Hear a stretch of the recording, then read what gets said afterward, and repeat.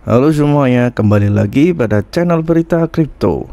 Kali ini saya akan memberikan update kembali mengenai Bitcoin ya teman-teman, di mana Bitcoin telah melakukan pump sebesar sekitar 8% ya di sini.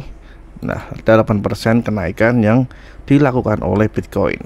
Kenaikan ini disebabkan katanya karena Grayscale menang terhadap SEC tentang Bitcoin ETF. Sepengalaman saya, Bitcoin ETF itu sudah sejak lama sekali dipromosikan ya teman-teman. Sudah sejak mungkin 2017 atau sebelum 2017 itu sudah dipromosikan, tetapi selalu ditolak. Dan ini adalah kali pertama Bitcoin ETF di-approve oleh SEC katanya ya. Saya juga belum terlalu tahu pasti apakah ini pasti atau belum, karena SEC sendiri sukanya menebar suatu berita yang masih setengah-setengah, belum komplit, dimana seperti kasus Ripple kemarin, katanya Ripple telah menang gugatan terhadap SEC, tetapi SEC mau banding kembali. Jadi seperti itu ya, masih belum ada konfirmasi yang jelas mengenai Bitcoin ETF apakah finally approve atau gimana. Karena harusnya dengan news tersebut bukan cuma 8%, harusnya ada kenaikan yang bisa lebih dari Bitcoin kalau Bitcoin ETF benar-benar di-approve. Saya pribadi pun masih agak kurang percaya ya, tetapi kalaupun iya, ternyata tentunya itu akan menjadi suatu good news untuk Bitcoin dan juga kripto ya teman-teman.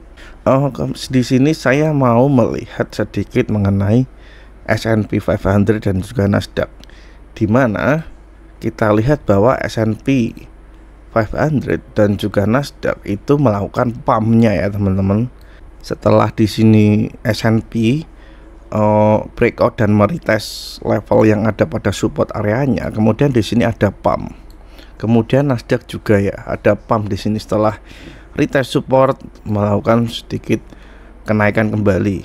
Kemudian di mana S&P 500 dan juga Nasdaq di sini melakukan kenaikan, maka DXY mengalami koreksi di sini ya teman-teman.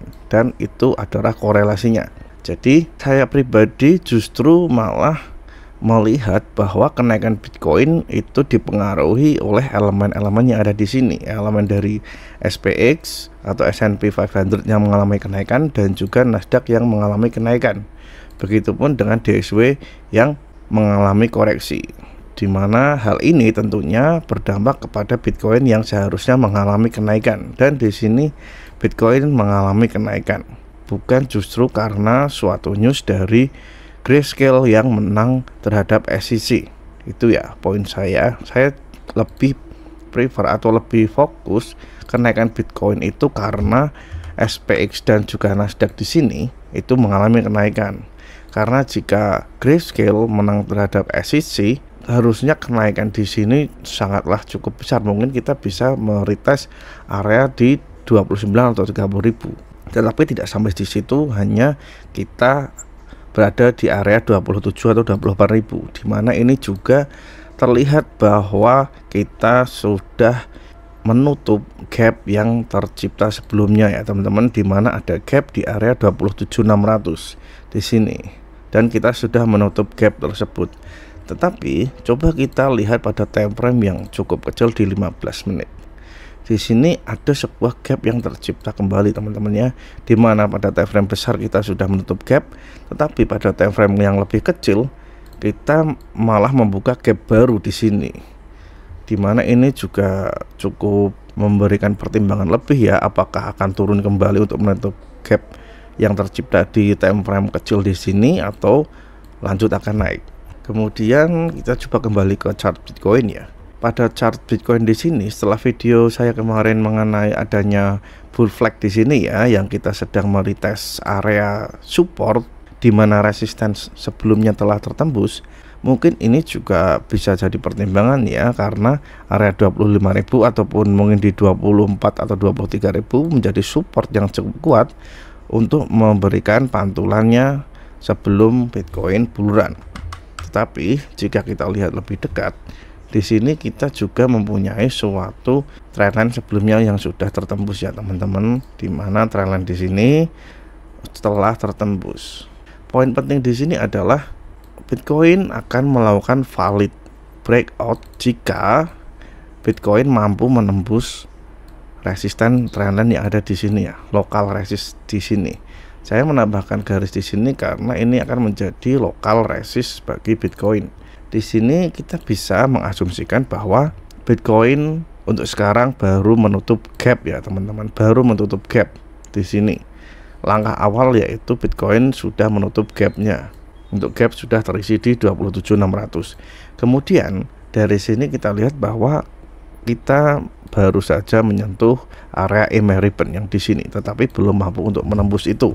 Jadi mungkin ada beberapa skenario dari sini yang mungkin terjadi ya teman-teman. Mungkin saja dari sini mencoba naik, menyentuh resist dan kemudian turun kembali untuk meretest support yang ada di area sini. Karena berdasarkan bull flag kita masih harus meretest support yang ada di area 23.000, kurang lebih seperti itu. Atau mungkin kita bisa breakout dari sini dan kemudian naik terus. Untuk area valid breakout itu sendiri kita bisa pastikan di area trendline di sini ya, trendline di garis kuning sini mampu untuk tertembus lebih dahulu. Setelah itu kita pastikan close candle di atas area topnya di area 32.000. Jika Bitcoin mampu close candle sampai di area di atas 32.000, maka cukup besar kemungkinan Bitcoin untuk melanjutkan bull run-nya. Oke, seperti itu. Tapi di sini saya juga melihat suatu skema yang sudah terjadi ya. Di sini ada Elliott Wave yang sudah tercipta. Dan kemudian biasanya ya, setelah Elliott Wave di sini tercipta, setelah wave pertama sampai kelima terbentuk, kita akan membuat suatu pola ABC. Di sini kita bisa melihat pola ABC di sini, kemudian B-nya di sini, dan kemudian C-nya lebih rendah untuk membuat lower low. Kemungkinan ini juga akan mungkin terjadi.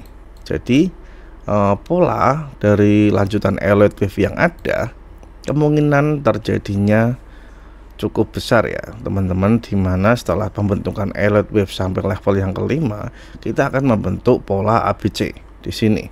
Dan proyeksi saya mungkin dari sini nanti tergantung level yang ada di sini. Jadi kita harus pastikan level di resisten di sini itu adalah penentuan selanjutnya. Jika mampu menembus trendline di sini, maka kita akan mencoba untuk breakout dan melanjutkan kenaikan. Tetapi jika trendline di sini tidak mampu untuk tertembus, kemungkinan kita akan mengalami rejected dari area di sini ya, di area 28.000. Mungkin nanti akan reject untuk meretest support selanjutnya, seperti itu ya teman-teman. Mungkin itu untuk potensi Bitcoin hari ini, karena melakukan sedikit pumping dan masih belum mampu untuk breakout dari resisten. Walaupun pumping cukup besar ya, tetapi indikasinya adalah Bitcoin belum breakout ya, baru breakout trendline lokal yang ada di sini aja. Kemudian di sisi lain kita juga melihat suatu pola Barting di sini ya, dimana di sini menyerupai kepala Bart dari The Simpsons. Itu adalah pola yang cukup terkenal juga. Kemudian yang harus kita cermati kali ini adalah kita membutuhkan suatu fundamental yang cukup bagus ya teman-teman untuk menggerakkan market. Karena untuk waktu-waktu sekarang ini kita tahu kita butuh zona penentuan, dimana zona penentuan itu harus didukung oleh fundamental yang bagus. Ketika fundamental yang bagus, maka kita akan bergerak menuju ke level breakout. Tetapi jika fundamental di situ cukup jelek, maka kita akan cenderung untuk breakdown. Nah, di sini kita sudah cukup jenuh ya untuk area di sini, jadi harus segera menentukan arah, entah itu kenaikan atau penurunan. Di sini kita sudah mendapatkan suatu fundamental yang cukup bagus ya teman-teman, di mana Grayscale telah memenangkan Bitcoin ETF terhadap SEC, di mana itu juga poin yang cukup bagus. Tetapi kita harus cermati lebih lanjut apakah beritanya valid ataukah seperti apa, belum ada kejelasan lebih lanjut. Oke teman-teman, mungkin itu sedikit analisa Bitcoin untuk hari ini ya teman-teman. Sampai ketemu pada analisis Bitcoin selanjutnya. Jangan lupa subscribe dan terima kasih.